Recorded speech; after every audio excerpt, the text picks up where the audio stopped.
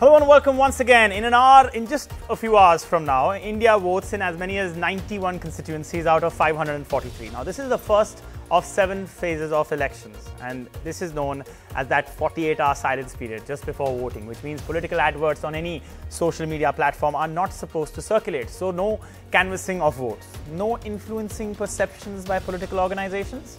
Well, not quite. This is where engineered narratives are created to put out a fake perception that one political entity is all what people are talking about, which leads to that false perception of one that says that these entities, political parties or political candidates, they are the ones with that political popularity, resulting in the voter, you, me, anyone, potentially believing that this is the person or party I should vote for.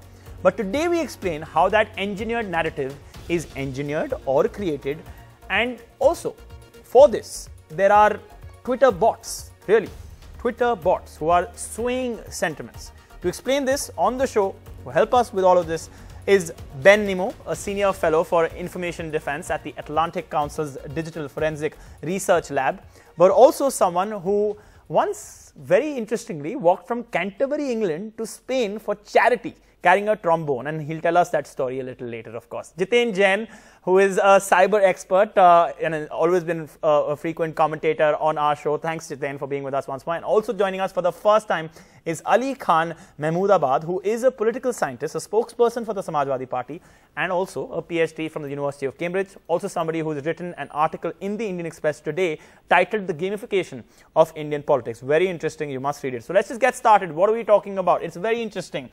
Now, this claim actually came from Ben, and he's with us on the show. So let's start by talking about that. The first claim was all about interesting traffic on a particular trend. That trend was hashtag my first vote for Modi.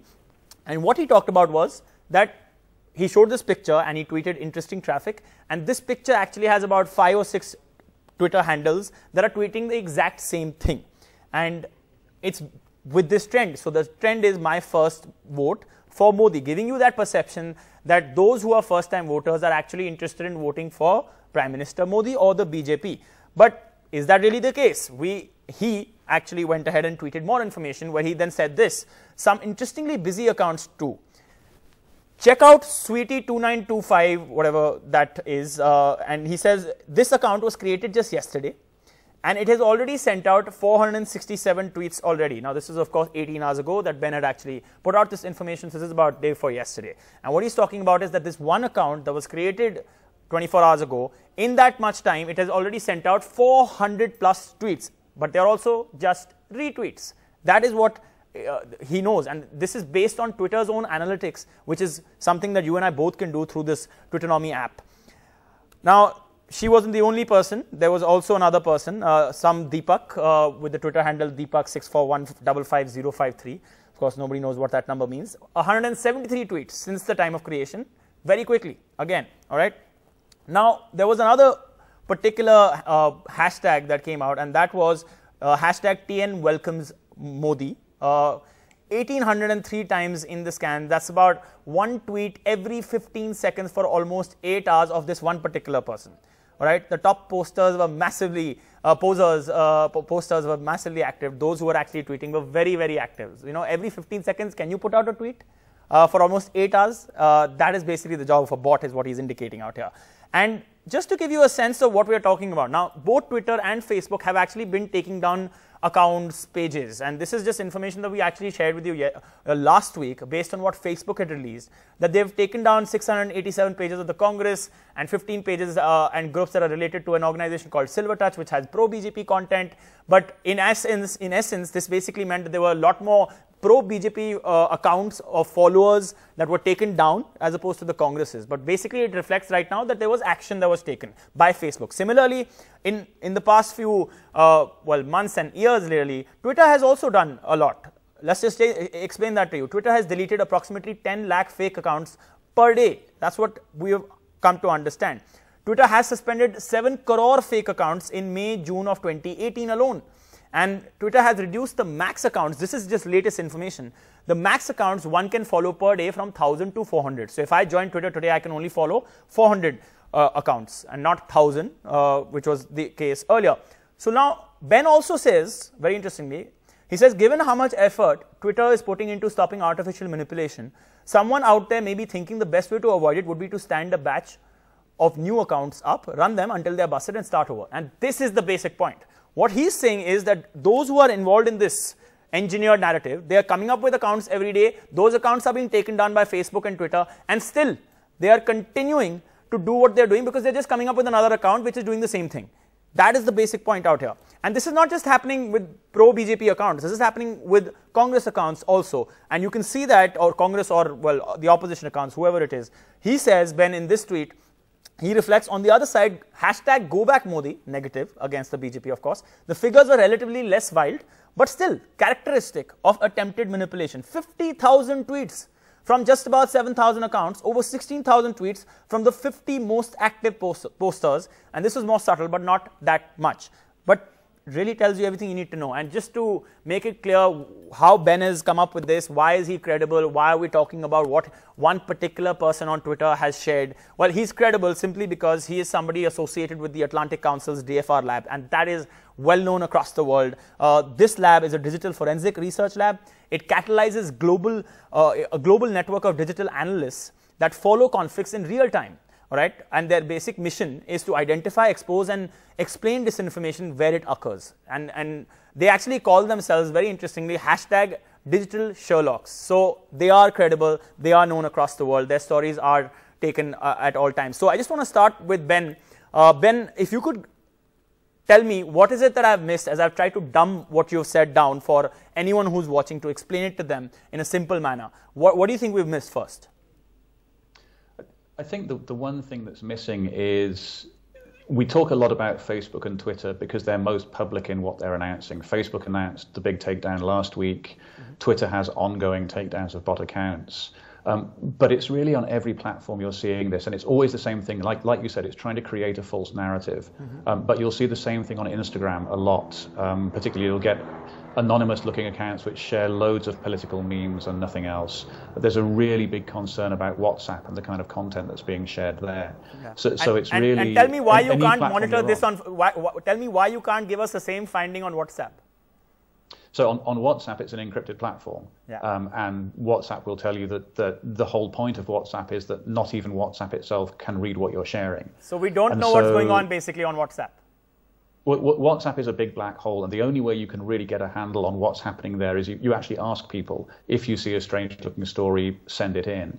We've seen in various elections that we've monitored, for example, in Brazil last year, the most effective way of finding out what's happening on WhatsApp is to ask WhatsApp users, because you really can't get it any other way. Right. Okay, I'll come back to you. Ali Khan, Mahmoodabad, very quickly, if you could give me a sense, since you're actually on the ground, you were moving around just a few hours ago, and thanks for joining us because you were on the campaign trail, as I understand, for the Samajwadi Party. But you're speaking out here as a person who understands what we're talking about in terms of digital manipulation that is ongoing right now in every election across the world, and particularly in India. We just asked before the first phase, where 8 seats of UP will be going to election also. So I want to understand from you, why is it that these kind of narratives in this 48-hour silent period actually do make an impact? This engineered narrative can actually manipulate the voter's mind. Thank you for having me. The main impact that social media, particularly WhatsApp groups these days, are having on the ground is that they're spreading fake news by manipulating, contorting, distorting, or just simply making up things. You remember a picture of Badshah Khan Abdul Ghaffar Khan's funeral, where a picture of Rajiv Gandhi was inserted, and they claimed it was Indira Gandhi's funeral, and they were a Muslim family. Similarly, last year, Amit Shah ji said that they had boasted that they had 38 lakh WhatsApp users, and then said that our SP patriarch had allegedly slapped the national president, Akhilesh Yadav ji. Now, these are things that once they are spread, there's no way of controlling them.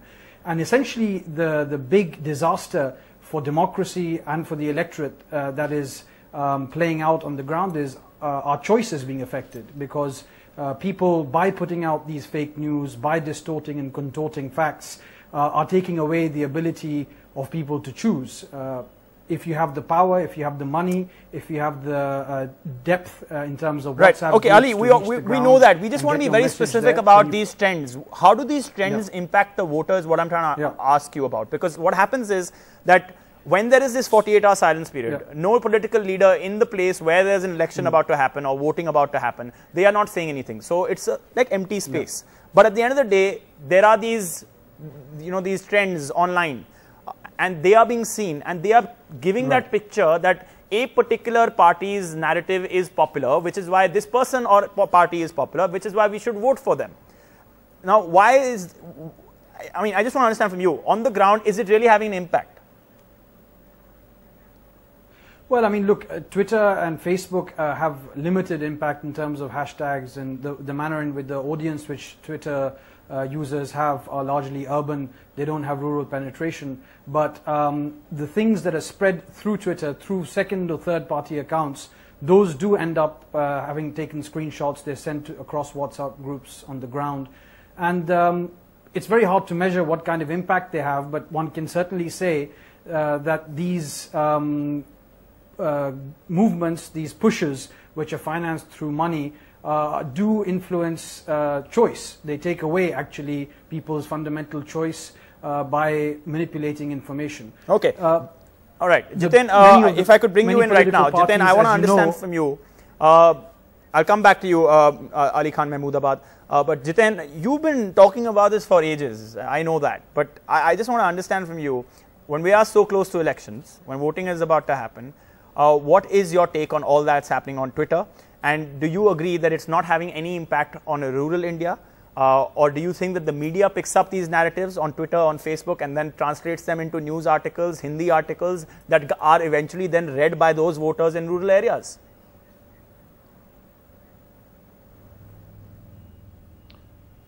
See, Amitoj, the way Election Commission has been trying to deal with this problem by, creating some sort of a voluntary code of ethics will not work, because that is necessarily for basically compliance of a model code of conduct in terms of, just monitoring the political content of the official pages. It doesn't in any way deal with the proxy propaganda or proxy advertising or this new business of, creating artificial trends on Twitter. Now, I'll tell you what, a follower on Twitter is available for 2 rupees per follower. You can get any topic trended for 4 hours, 5 hours in any geography by simply paying 5 to 6 lakh of rupees. Well, I'll tell you, it is available. You can, I mean, we have done enough stories on your channel. It is available. You can go and Google many sites which are selling fake likes for 50,000 rupees, 70,000 rupees. These things are happening across the world. Now, the point is, you must understand why it is more dangerous to India, because we are not an American democracy where there is a contest between the two candidates. We are a multi-party democracy. We are a Westminster system where there is a concept of first past the poll. So if these trends are able to influence even 5% of people, forget about 95%, that 5% of population can make a difference of 100 and 200 seats in Lok Sabha elections, which is a huge difference. They can make and break a government. So it is not a question that whether it affects a rural population or urban population. In all, if it affects even 4% or 5% of population, the winning margin in India are not more than 4 and 5% between any candidate. Right. Okay. I just want to go across to our breaking news computer. And this artificial trends which are trending. I want to show a particular thing that is happening right now as we speak. Would you believe it? What Ben has tweeted about is happening as we speak, and I'll explain why. If you take a look at the India trends right now, these are the India trends. Take a look at trend number 3. Now, the first is a sponsored trend. It says it's promoted by Nat Geo India. All right. The second is, well, an important news story, so we can understand why it's trending. But it doesn't have the number of tweets on it. That's Modi biopic, because it has been stopped by the Election Commission today from actually being released tomorrow, which is a huge development. But take a look at the third trend, Dynasty Mukt Amethi. It has got more than 24,000 tweets, and then go down further and you'll see AP votes for Glass, and that has got 39,000 tweets. Now, of course, Glass is important because we're talking about a particular symbol of a particular party, and that's why it's important. So I want to take this to Ben. Ben, if somebody is tweeting more than 24,000 tweets of a particular hashtag, does that give you enough evidence based on your research that you just tweeted about and what we're talking about, that yes, this is again manufactured and from both sides? No, you need to look at more than just the numbers to see whether it's being manipulated. You need to look at how many accounts is it coming from, how many users are driving it. I mean, for example, when we looked at Go Back Modi and TN Welcomes Modi in early February, one of the big differences was we scanned 50,000 tweets from each side, so the number of tweets was the same. But on the Congress side, on the Go Back Modi side, it looked like they were coming from about 8,000 accounts, which is still a fairly small number. On the TN Welcomes Modi side, they were only coming from 900 accounts, which is absolutely tiny.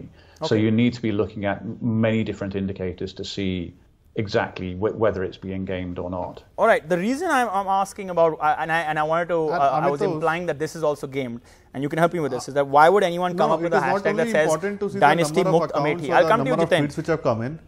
I'll come to you, Jiten. Hashtag Dynasty Mukt Amethi and AP votes for glass. These are so clearly making it clear that a particular party or a particular side is criticizing another side or asking for votes, whichever way it is. The narrative from this trend is only so clear. Would you agree? The narrative is absolutely clear that they're political hashtags, and they look like the kind of hashtags that would be launched by a party or by supporters of a party. Right. But when you're talking about manipulation, what you're really asking is, are these getting so many tweets because they're popular and lots of people are sharing them? Or are they getting so many tweets because a very small group of people is pushing them massively and then getting amplified by bots? Okay, Jiten, what do you think? So the question is not really who launched it, but how is it getting so many tweets so fast? And that's where you really need to look into the numbers of. No, I would agree. You see, these things will happen, and Go ahead, Jiten. I'll tell you what, Twitter has taken over crores of accounts, offline because of the automated behavior.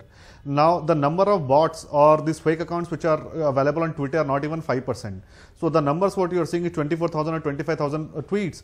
I think 80 to 90% of them may have come through the followers, or the IT cells which are working, which have been operated by the real people.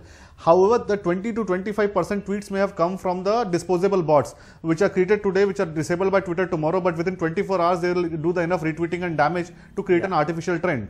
Second, it is also important to see not only the number of accounts and number of tweets, it is important to see whether they are coming from the same geography or the diversified geography. Okay. Are they coming in the same time duration or in the different time duration? So Twitter sees all the factors and then a particular point. Trend is That's counted. the major point that we're going to talk about after the short break, about how these Twitter accounts are actually taken down by these platforms, and then they come back up immediately after to do the same thing, to create a false narrative that you may or may not believe, depending on, of course, all that's happening. We're going to take a short break. Be back. Don't go anywhere.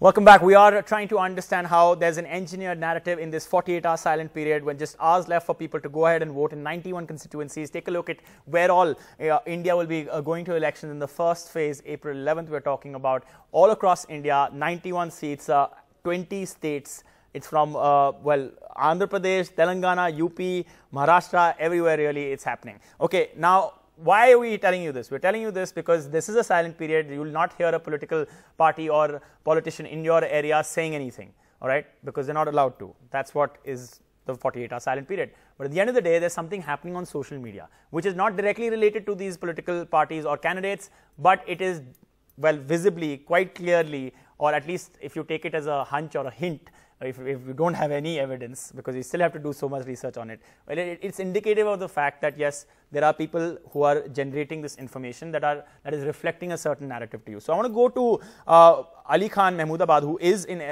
UP right now, and he is on a campaign trail. You talked earlier about how it's not making an impact in rural India, but Jiten then retorted to say that even if 2% believe it, 5% believe it, that's enough to change the dynamics of an election and a result. My question to you is that in this 48-hour period, what can the Election Commission really do when this kind of a narrative is being spewed on all kinds of platforms?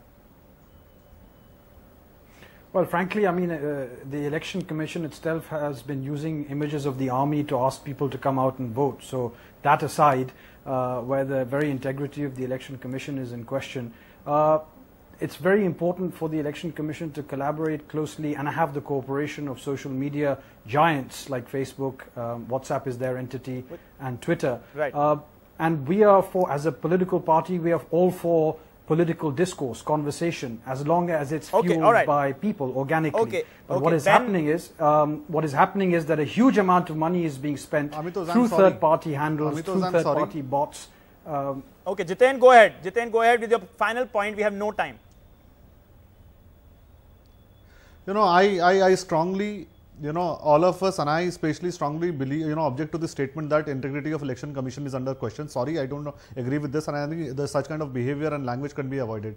Now, I'll tell you what, the problem is there are parties like Samajwadi Party, Bahujan Samaj Party, and all these people paid money to the people and they bought paid crowds to the rallies. Now the times have changed. People are paying money online to get fake followers and bots, and these people are not able to catch up with that new reality of Twitter today, and they are shouting the horse. So what you did for 40 years by, you know, capturing poll booths, by getting fake people, Jiten, I don't paid think crowd one to particular rallies, party it's did all that. happening I'm sorry, on Twitter because today. we have And enough the problem evidence is to say it that a is lot of not parties we are have not done that, and I no don't have need the time to to political allow discourse. a retort So we should for all you live with out here, Ali Khan. I It's just, an absurd analogy Ben, to Ben, draw because Ben, we're not final advice to those who will vote in as short as time as you can. Don't base anything on just one source, and don't base anything on emotion. The single most powerful thing that we see disinformation actors do is try to make you afraid or angry. Because when you're afraid or angry, you can be manipulated. So if you see a headline which looks like it's trying to make you scared, stop and think, why is somebody trying to manipulate me? All right. It has been a pleasure to have all three of you on the show, and I hope to have you guys back on the show. Thanks so much for being with us. I really appreciate it. This was India versus Fake News, of course, right here on NDTV 24/7 with just hours for the election to begin. You're going to get the latest news, so don't go anywhere.